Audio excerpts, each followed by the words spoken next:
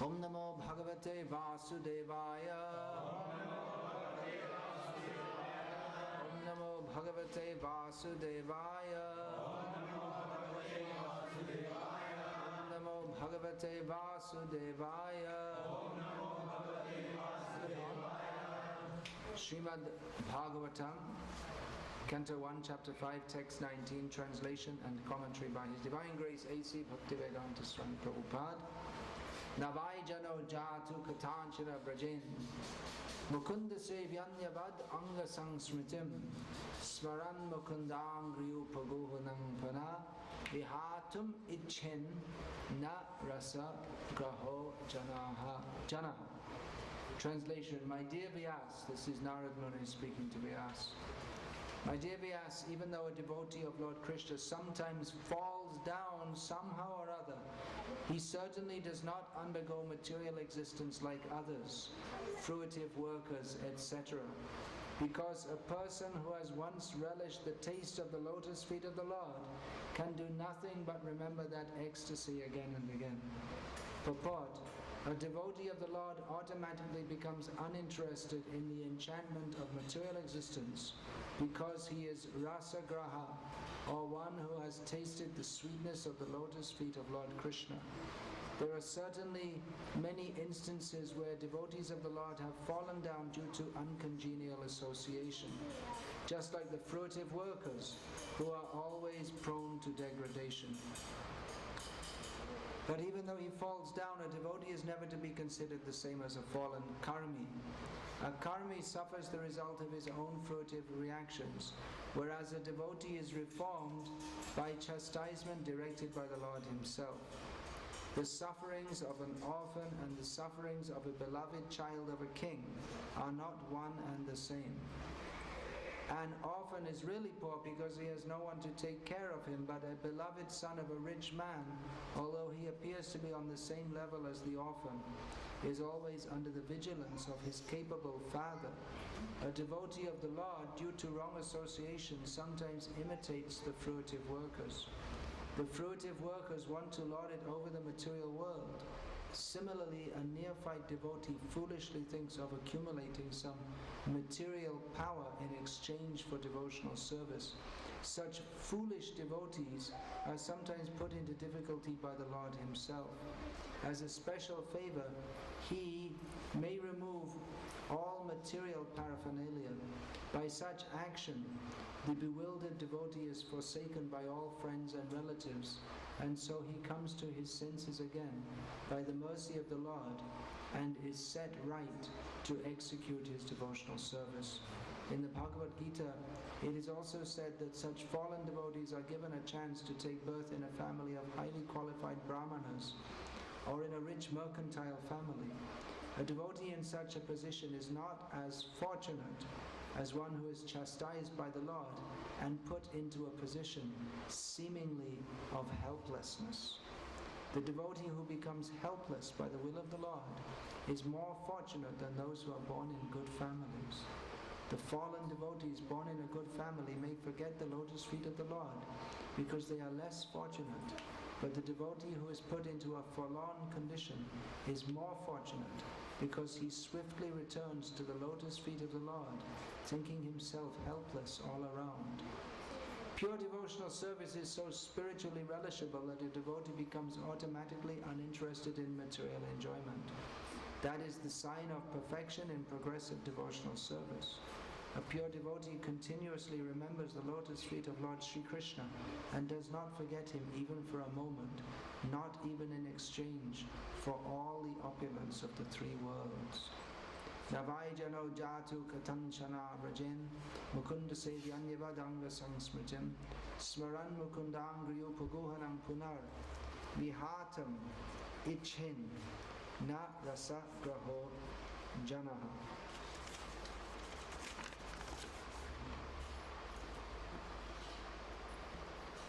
Time for homeopathic anti-chicken, whatever it's called. So we don't get the chicken fever. Where's the... You know what that is? Where's the anti-chicken fever medicine? It's in here? You didn't bring it? Oh, then we'll all get chicken fever. Well, I don't think it's a joke. It's no joke. If I get that, then my preaching will be, or my service will be spoiled for a few weeks. I must have drink some water.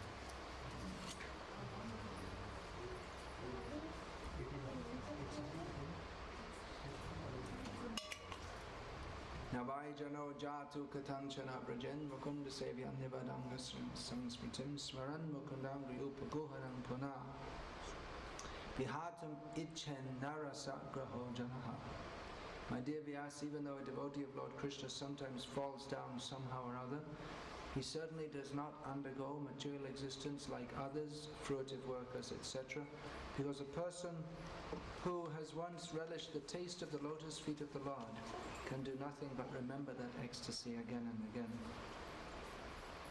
Ekaro Gyanadadina Bandho Swananda Data Karunaika Sindho Vrindavan Asira Hitavatara Prasida Radha Pranaya Prachara Nama Srishtam Manamapi Shatiputram Atra Surupam Rupam Tasyagajam Urupurim Maturim Goshtavatim Radha Kundam Girivaramaho Radhika Madhava Samprapto Yasya Pratita Kripaya Sri Gurum Tamnatosmi Gurave Gurchandraya Radhikaya Itadadaya Krishnaya Krishna Bhaktaya Tam Bhaktaya Namo Sri Radhaya Pranya Mahima Kidusho Vandayaiva Svadyo Yenadbhuta Madhurima Kidusho Vandaya Sokyam Chasyamad Anubhavata Kidrisham Vetilo Bhaktad Bhava Dhyasamajani Satchi Garba Sindho Harindo Arha Piram Natavara Vapu Karnayo Karnikaram Vibradvasa Kanaka Kapisham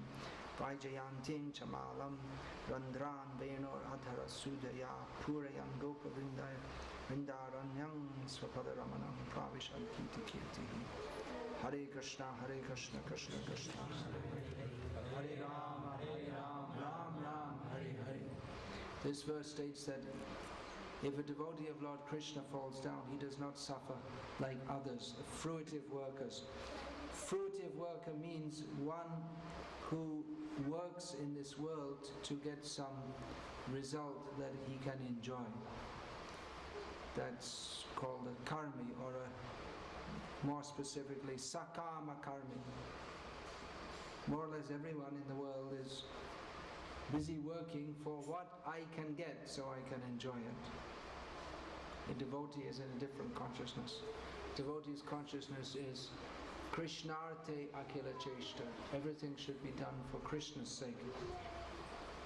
I chose to speak on this verse because I just got news by email that one of my earlier disciples was killed in a car crash this morning. He was in, I presume he was in Croatia. The last time I saw him, he was in America, but as far as I know, he had gone back to his native country, Croatia. Native means it's not native anymore. He was thinking he's Croatian, but now he's gone somewhere else. So I'm speaking on this because his condition was fallen. He wasn't practicing Krishna consciousness seriously for many years, maybe for 1 year or 1.5 years after initiation, which was all Janmashtami 1996, almost 10 years ago. In India, wasn't he? As long as he was in India, he was doing okay. When he went back to the West, he went back to his old habits, as is quite common. We see that in our Krishna consciousness movement, probably by now, since Prabhupada started this International Society for Krishna Consciousness, there have been maybe a few thousand, definitely a few thousand, quite a few thousand people initiated, but out of them, not all are followed, those who are still alive. Many, they don't continue to follow. And especially it seems in the Western countries the attrition rate is higher, the fallout rate. So Bhimsen, his name was Bhimsen Das, that was the name I gave him. Actually, his photo's there on the cover of this new book, this pilgrimage book. He drove up with us to Badrinath. Where's that? He was there with us in Badrinath, and then shortly after that he went to the west.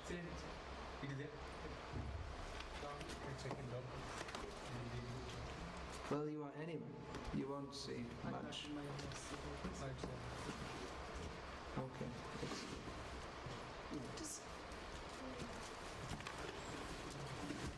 I think you can hardly see anyway. Yeah, that's the partial profile of a younger Bhimsen, and that's Gokul Chandra, who was doing very well at that time and has continued to do very well. You don't know him, but he's very strong and solid devotee in Krishna consciousness. And I think it's a little dark. That's probably Bhimsen in the body that he was in. So he left that body now.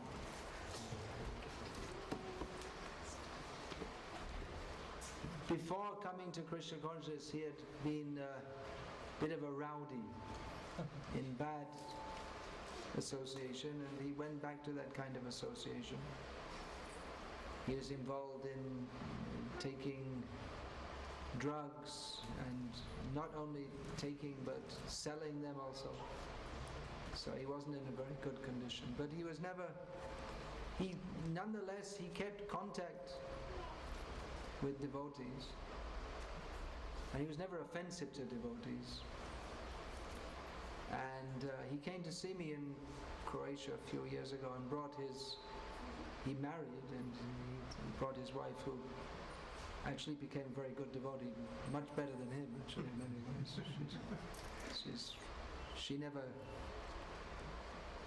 She's actually very strict in her practices in many ways. So when I got this news, I just got it by email, that immediately came to my mind the statement that Chaitanya Mahaprabhu made when he got the news that Chota Haridas had drowned himself. The story is that among Chaitanya Mahaprabhu's associates, one was Haridas. There was very famous Haridas Thakur, very famous for chanting and preaching the holy names of Krishna.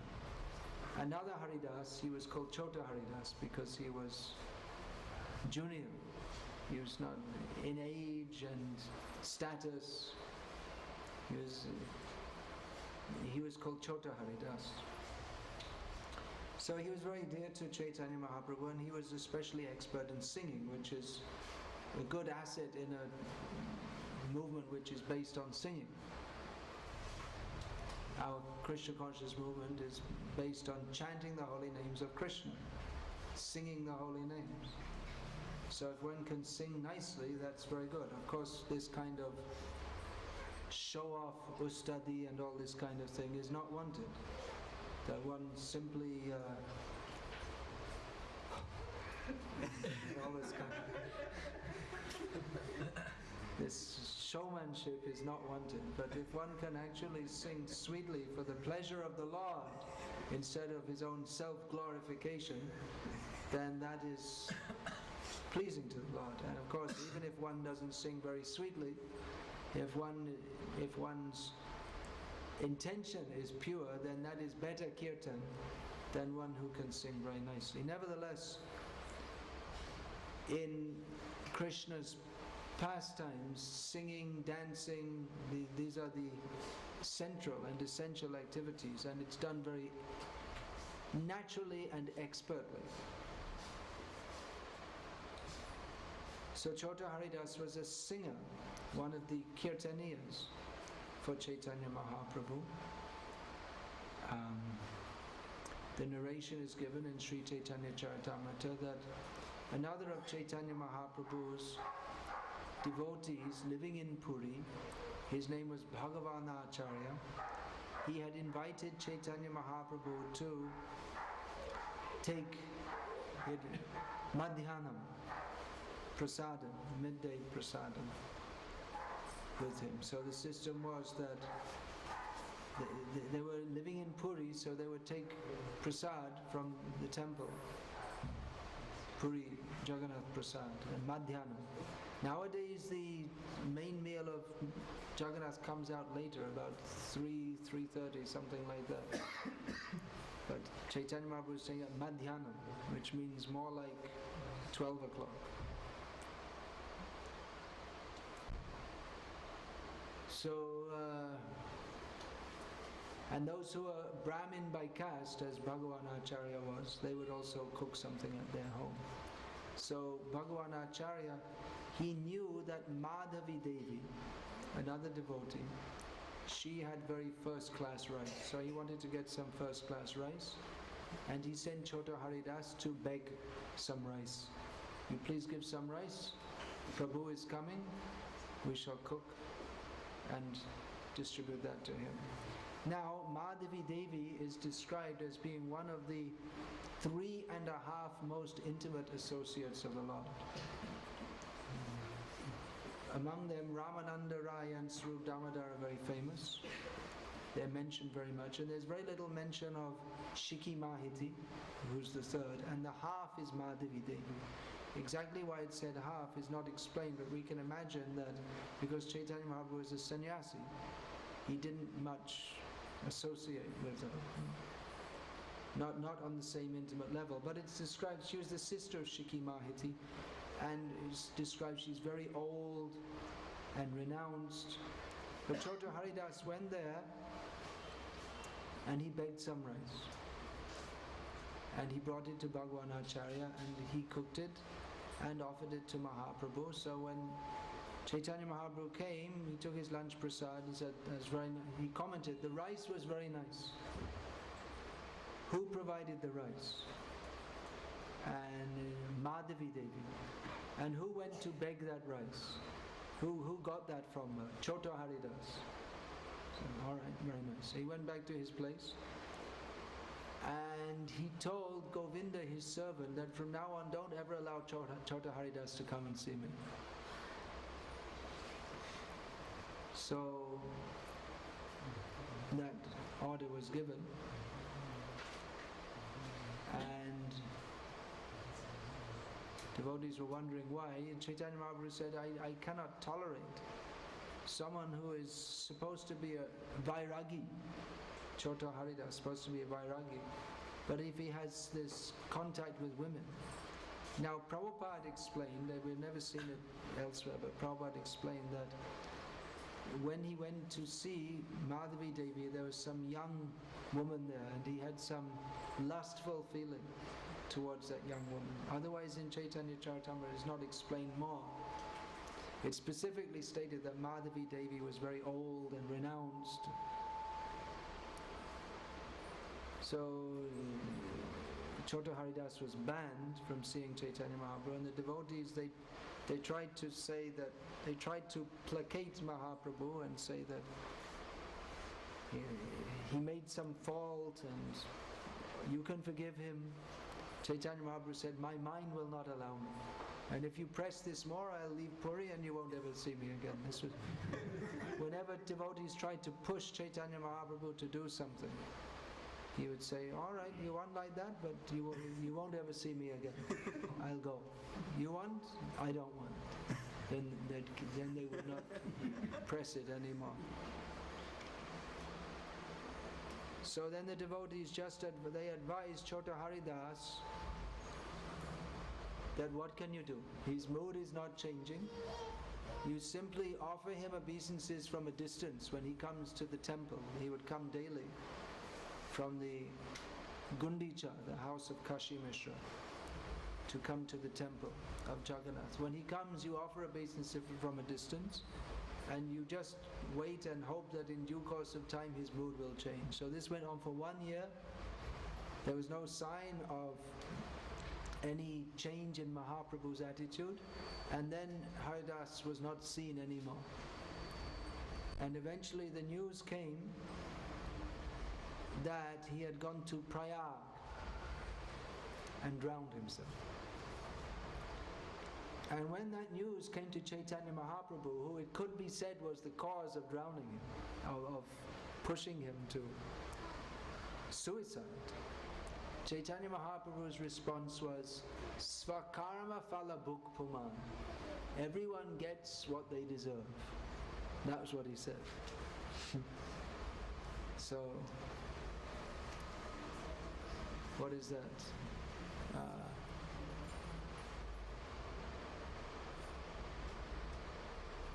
Parshan api kotor, kusum api komal. Chaitanya Mahaprabhu could be as soft as a flower and as hard as a stone. So here he was exhibiting his hard as a stone aspect. But even when he got the news, he said, okay, good. Committed suicide, good. Of course, it wasn't ordinary suicide. He drowned himself at Prayag. Sometime later, at night, they were wandering on the beach, Chaitanya Mahaprabhu with his devotees, and they heard some singing. It sounded just like Haridas is singing. So the devotees discussed among themselves, it sounds like Haridas. So they said he must have become a ghost. But Swarup Damodar, who was there, who was always most expert in Siddhanta, in understanding everything exactly correctly. Even the devotees of Chaitanya Mahaprabhu, they would make mistakes in understanding, but he would always correct them. So he said, that's not possible that he could become a ghost. He's an intimate associate of Chaitanya Mahaprabhu, and even though Chaitanya Mahaprabhu may have punished him, that's also his mercy. So such a person never becomes a ghost. And furthermore, he died in a holy place. So he's not a ghost, but he's come in a spiritual form to continue his service of singing for Chaitanya Mahaprabhu. Chaitanya Mahaprabhu is accepting him now, but he didn't accept him in that body. Lord Brahma, that's described in Bhagavatam, he cast off his body 7 times. He had to cast off his body. This body is not suitable for serving the Lord. 7 times he had to do. So this came to my mind. Swakarma phala bhuk puman. Of course, Bhimsen Das is a long way from being in the category of Chota Haridas or Lord Brahma. But the same principle applies.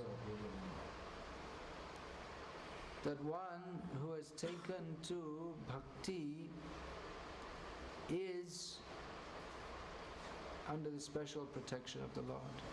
How much so? Ye yata mang prapadyante tangs tataiva bhajamiham. According to the extent that he's given himself to Krishna, that much Krishna will oversee him. So these situations are often very complex, and I got news from Russia a few weeks ago that one of my disciples, she was also just getting into Maya. What happened? She died also. What happened is that I got the news by email that she's associating with these people in Russia, these rascals, what's that called? Art of Living. They're great cheater. It just proves how people are so stupid and how much they want to be cheated. That this man who's quite clearly, I mean, he doesn't even try to make much pretense, very clearly a cheater and a rascal. He's propose, I want to put a smile on everyone's face, this is my goal of life. But he, rascal, he should teach. This material world is dukhalayam ashashvatam. It's miserable. Everything here is temporary. And he wants to teach you how to be happy in this world. Personality development, all forgetfulness of, nothing about Krishna. All centered on him. All these rascal so-called gurus, they're all putting all the attention on themselves and nothing to Krishna. They want, Krishna is meant to be the object of bhakti, but they want to make themselves.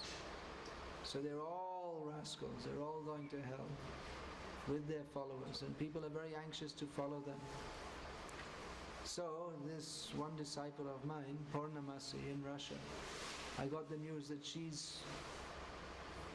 is associating with these people, and even when she came to India, she was going to their meetings. And should we continue to, devotees are asking, should we continue to go to her Namhata meetings? She's a senior devotee, she has Namhata meetings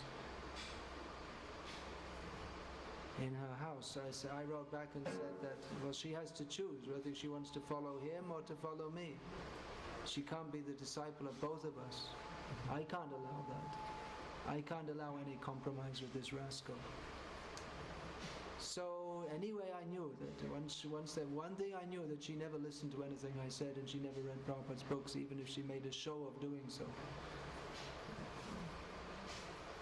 But anyway, that was the ultimatum. Then it's up to her to choose. So, and I was pretty sure she's not going to come out of this, because people like this kind of cheap cheating thing. Whereas Krishna consciousness means Sharanagati, surrender.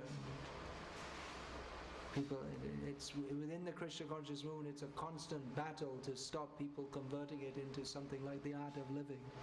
They're always bringing some new age and personality development, all this kind of things, and trying to water it down, and instead of boiling the milk, they're putting water in the milk. So it's always a struggle just to keep the minimal standards. Actually, it's very difficult to do that. So generally people like something cheap, and if we preach something very cheap, then people like it, and that's what they judge. If I like it, it must be Krishna consciousness, but that's not what Krishna consciousness is. It's if Krishna likes it, it's Krishna consciousness. But people are fools, so they like to be cheated, and they think we're getting spiritual life. So I wasn't very hopeful for her. Anyway, after some days, I wrote back again to the devotee Gunadam Prabhu, who coordinates all my activities in Russia. Because I can't even speak to the people, because most of them, they only know Russian, and I don't know Russian. Or Tatar, she was speaking Tatar also, that area of Russia. So I said, what news now of Purnamasi? I got the email back. We got the news that this morning her husband stabbed her to death, and then he stabbed himself to death. That's the news. So I know when I go to Russia in a few weeks, the devotee is going to ask me, well, what was the cause of that? Was it some offenses, or what was it? It's difficult to say. Difficult to say exactly. I mean, some disciples have been far more offensive to me than she has. She wasn't directly offensive. Of course, it's offensive to even go to that rascal, or to, she gave first came the reply that someone had spoken to her, and she said she's not going to give that up. So I said, well, go and speak to her again. And then I asked, what is the news? Then the news is she's been stabbed to death. So it's difficult to say. I can't say just offenses, because even devotees have been very offensive to Prabhupada, who's, millions and trillions of times, it's a millions and trillions and zillions of times worse offense to be offensive to Prabhupada than to be offensive to me. And then again, some, not many, but two in particular I can think of, and devotees who are initiated by me have been actually very offensive. So to date we didn't hear of any such reactions, but it may be, it's very difficult to say. Karmano hyapi bodhavyam hiya karmanaha. It's very difficult to understand what is karma, what is how it's exactly why such things happen. We can say that in the case of Purnamasi, seems quite likely that Krishna was protecting her before she made more and more offenses. She's just going out that way. So we can say Krishna was protecting her. But whatever it is, swakarma phala bhukpuman. That everyone gets what they deserve. Everyone gets the result of their activities. Now you may think, well, this is, what are we talking, all this death we're talking about, is not very good. We just entered this house and this is the first proper spiritual program. But anyway, a house, it's a griha pravesham, but griha means the karma kshetra. So within the karma there's birth, death, old age and disease, and all these things go on in houses. So you enter the house, but you have to leave this house. You can't stay here forever. So you should know that. We enter a house with the idea that it's something permanent. Of course, nowadays, Griha Pravesham used to be a big ceremony because people didn't make Grihas very much. But now they're building houses, and then you go from one house, you have 10 Griha Praveshams in one lifetime. Whereas previously there used to be one every 10 generations because people would stay in the same house. And it was only something after several generations you'd make a new Griha. So anyway, the idea is there that this is something permanent, but we should know it's not permanent. Nothing here is permanent. Even if you do stay in this house for the rest of your life, it's not permanent. Nothing here is permanent. Another disciple, as I'm on the subject of disciples in Europe, there's another disciple of mine who's also from that Bosnia, that Croatia, and she's also like Purnamasi from Muslim background. And she decided to marry a Karmi man, actually. Even her whole family are devotees. But she decided, her father is dead long ago, like a lot of people in Bosnia. Because there was a big war there a few years ago. So she decided to marry a Muslim man who's not a very strict Muslim, and he appreciates her Krishna consciousness, but he's not a devotee. But she thought, well, at least he has some principles. We can expect him to be steady in the marriage, and that Muslim culture in Bosnia is still a lot better than the average European culture. Again, I got a letter from Slovenia, which is also part of that ex-Yugoslavia, in which one godbrother of mine was talking about one of my disciples who's a brahmachari there and leading the preaching very nicely on Buddhist tradition. It's very difficult in the summer in Europe where the girls are walking around with practically no clothes on. That's normal. It's going to be normal in India soon too. Because they already think it's normal to dress in a manner that the whole of their body the shape is completely revealed. It's just there's a little cloth over it. That's become normal, which is actually extremely low class. It's like putting a sign, I'm available. It's like a prostitute, actually, but they think this is progressive. They think to be like a prostitute is something wonderful. So it's going like that. Anyway, it's going to be very difficult for him. For devotees in the way. You may wonder, you hear so many devotees in the West, they have difficulty, this, that, but it's actually, you can appreciate India's spiritual culture when you leave India. What do you think, Sridhar? Where is he? He's running around. What do you think? Yes, absolutely. You were there in the West. It's so people in India don't appreciate what a good culture they have. Some of them begin to appreciate it when they go to the West, and some of them they just become completely dogs and cats like the West. They become completely fallen. Prabhupada said about Indians in the West, he said, "New crows eat more stew." That was his description. But some Indians who go to the West, they don't become. They think, well, our forefathers were swans, they were hangsas. They're all muni putras. So then they become more serious about their culture.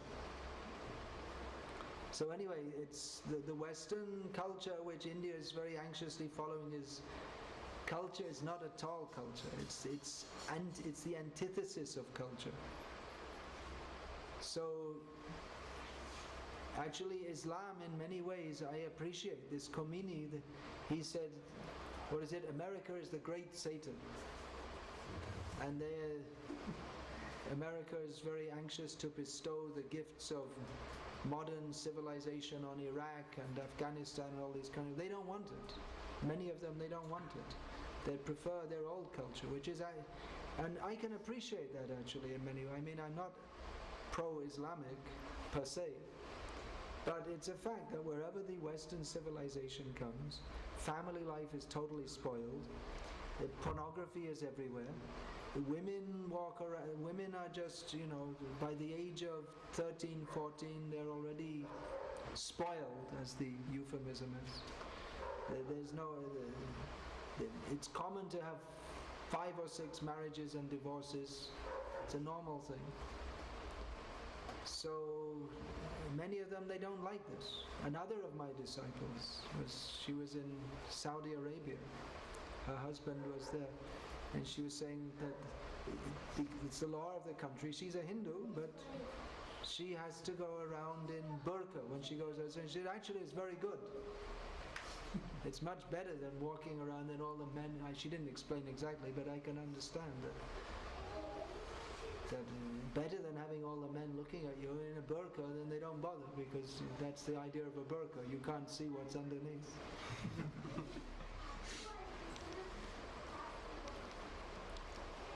So this, I was saying in Bosnia, she decided she wanted to marry a Muslim man who's got some principles, because many of our devotees in the West, even though they're devotees, they didn't understand. We're talking about the highest transcendental reality, but they didn't understand even the basic human principles of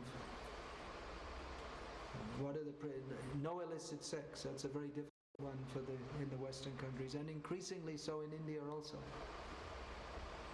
because sex is being promoted so much as such a wonderful thing.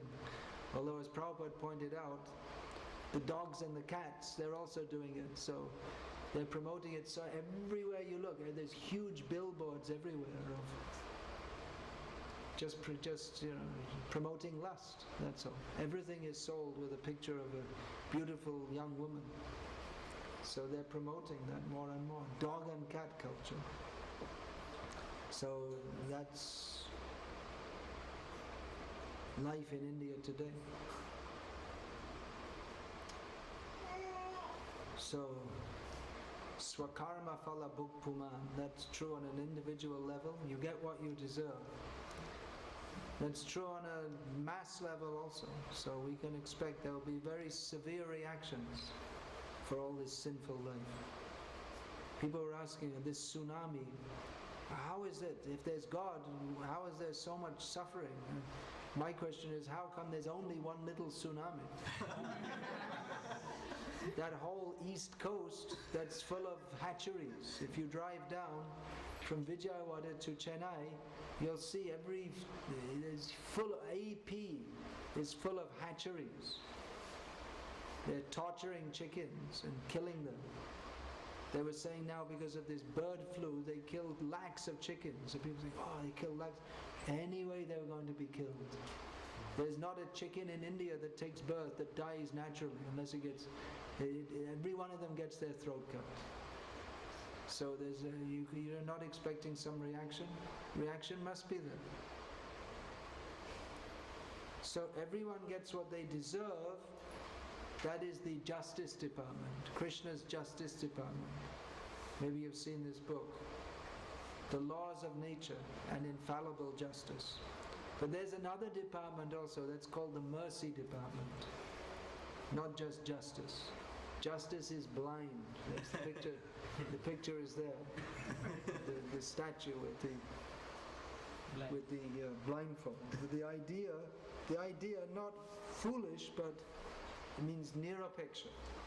That you're not, in giving justice, you're not biased. Just like the king is supposed to be so nirapeksha that if his own son does something wrong, he'll punish him. And if his own enemy does something good, he'll reward him. That is nirapeksha. That is justice. But there's the mercy department also. And that mercy that is particularly accorded to... Oh yeah, I was saying about in Bosnia that what I wanted to say, I'll just backtrack a bit here.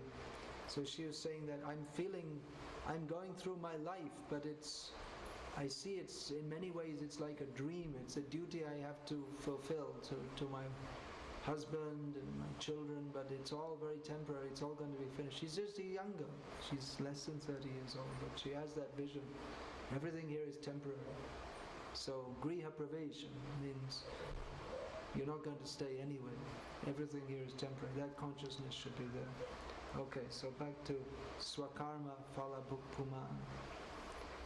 We all get what we deserve, but for the devotees, they come under the special protection of Krishna. Mahatmanas tu ma'am parta daiving prakriti mashruta. Everyone is under the spell of material nature. But those who come to Krishna, to the extent that they surrender to Krishna, that much they are protected by Krishna. Now that shouldn't be taken lightly. If one thinks that, oh, I'm protected by Krishna, okay, I can do some nonsense, doesn't matter, Krishna will protect me. Krishna won't protect. But if one executes sincerely devotional service and then falls away,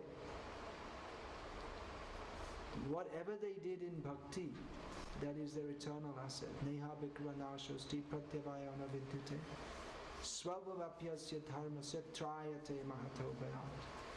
If anyone does even a small amount of sincere devotional service, that will protect them from the greatest type of fear. The greatest type of fear is falling into the lower species and completely forgetting Krishna.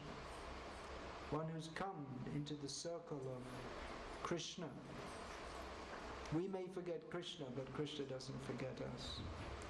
So it may be that one who's taken to devotional service, they may, you see, sometimes we talk about someone stabbed to death, someone dying in a car accident. Now generally we think a sadhu or someone they don't die like that. If that happens, we can understand that there's some offense. It's not an ordinary.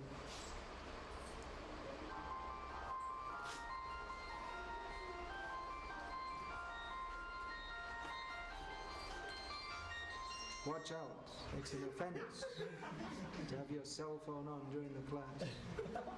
Be careful. Not such a big offense. Cell phones off, please.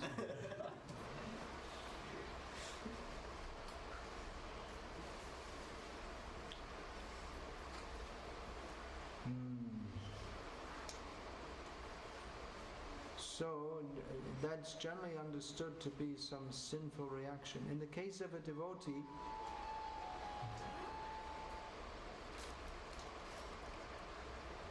it may be, we don't know. It's very difficult to say. Krishna has some plan. Krishna may take a devotee away. Sometimes we see devotees who are very, they're absorbed in distributing Prabhupada's books, and then car accident. Actually, a lot of devotees die in car accidents. One reason is because we're traveling a lot. Another reason is often because we drive too fast or not carefully enough, when we're tired. So we should be careful also.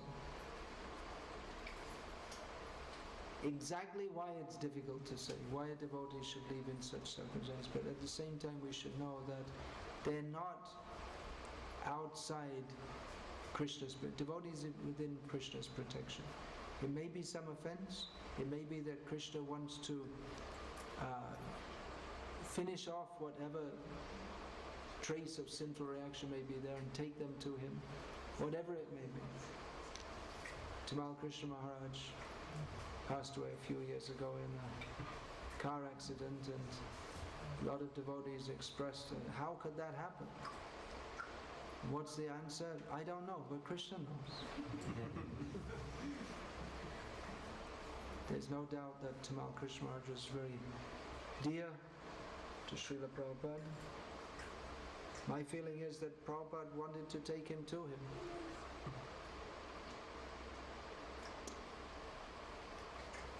He had some more service for him to do somewhere else. Shri